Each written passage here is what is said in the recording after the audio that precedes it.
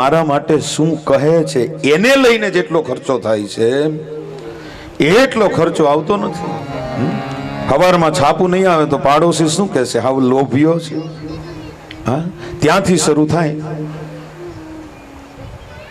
તો મેં હર મોર તોરતી માયા, આજ માયા છે. ભગવાને માયાને મારી છે અને પછી મારી જ આવ્યો વિશ્વામિત્રના યજ્ઞને તોડવા માટે.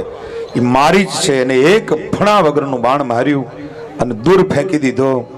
રામાયણ બતાવે છે, ભાગવત બતાવે છે, મારા અને તમારા જીવનમાં આવો મારી જ આવે છે. અને એ આવે છે માયા જ છે.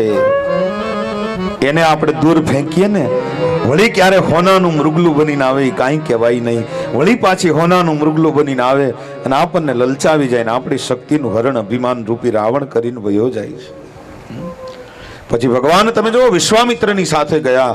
અહલ્યા ગૌતમ ઋષિના શ્રાપને કારણે જડત્વ પામેલી સ્ત્રીની પાસે જઈ ગયા અને ત્યાં માત્ર સ્પર્શ કર્યો અહલ્યાને અને અહલ્યાને ચેતન આવ્યું. ભાગવત બતાવે છે આ હલ એટલે ખેડવું, હલ્યા એટલે જે ખેડી શકાય એવી જમીન અને અહલ્યા એટલે જેને ન ખેડી શકાય એવી જમીન. આપણા મગજનો કેટલોય પ્રદેશ એવો છે ને કે જે હજી ખેડાણો જ નથી. આ જગતમાં સૌથી મોટો વિજ્ઞાનમાં જેનું નામ લેવાય છે એવો વૈજ્ઞાનિકનું નામ આલ્બર્ટ આઇન્સ્ટાઈન છે, જેના મગજને વૈજ્ઞાનિકોએ સાચવી રાખ્યું છે. હા, અને એમાં એવો મત છે કે એનું મગજ ખાલી 4% વપરાણું હતું, બાકી બધું ખાલી હતું. તો આપણું મગજ તો 1-2% જ આંટા મારતું હોય ને. 98% એવો ભાગ હશે કે જે હજી કોઈ સદગુરુએ ખેડ્યો નથી. એ જે ખેડાય ને એ જ અહલ્યાનો ઉદ્ધાર છે.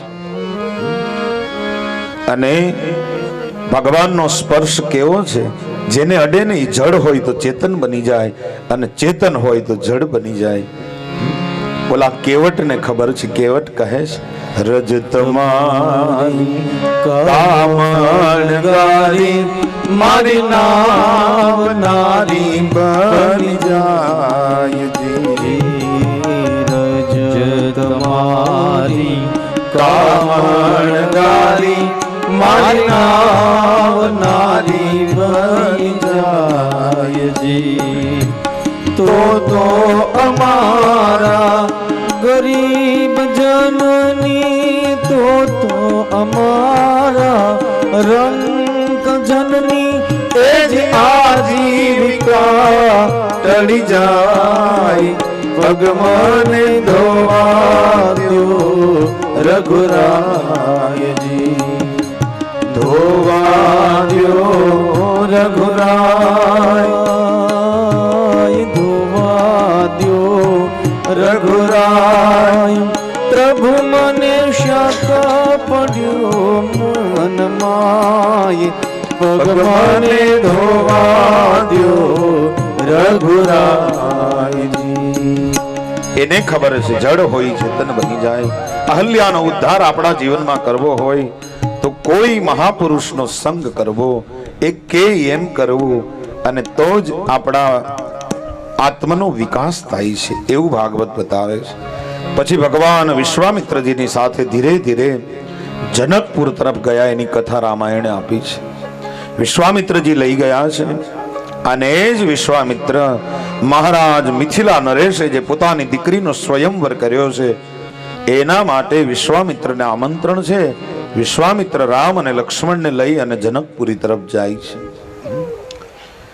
આખી રામાયણ મારે તમને ટૂંકમાં કહેવાની છે, પણ એકાદ પ્રસંગને આપણે જોઈએ. રામાયણના પ્રસંગો પણ અદ્ભુત છે. જનકપુરીની શોભાનું વર્ણન તુલસીદાસજી કરે છે. રામ અને લક્ષ્મણ જ્યારે વિશ્વામિત્રની સાથે જાય છે, કેવી લાગે છે જનકપુરી. ગુંજત મંજુ મત રસ ભંગા, ગુંજત મંજુલ મત રસ ભંગા. ભમરાઓ ગુંજન કરે છે, ફૂલમાંથી રસ વીણી વીણી. અને कुंजत कल बाहु बरन बिहंगा, कुंजत